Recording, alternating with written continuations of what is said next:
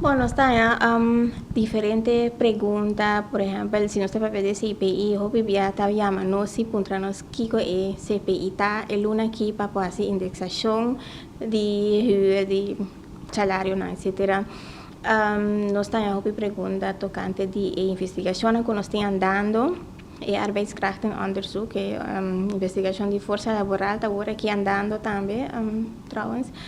E nós temos a pergunta sobre a de nos investigação, de ainda que torta sobre a open data, então que há mais informação, a entidade de governo também chama para puntra, ou se está algo que nós não temos público ainda, nós por fazer mais werk também, nós por ajuda de perguntas específico, nós estamos aqui conta organizar-se, mas isso também é possível, sim.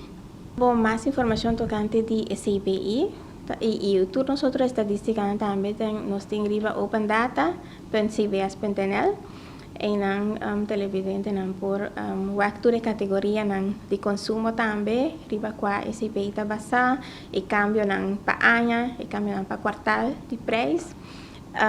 Se tem qualquer pergunta, revisa aqui também por chamar-nos livremente na 717-8676 ou via e-mail caribisnederland@cbs.nl.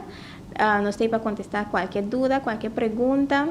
Mas olvidar de visitar também que os dados de Open Data está grátis para toda pessoa, por assim, se você um cálculo não botar variável não junto, download informação grátis e nós temos para ajudar se tem qualquer pergunta. Não olvidar nossa página de Facebook também, nós publicamos dados interessantes.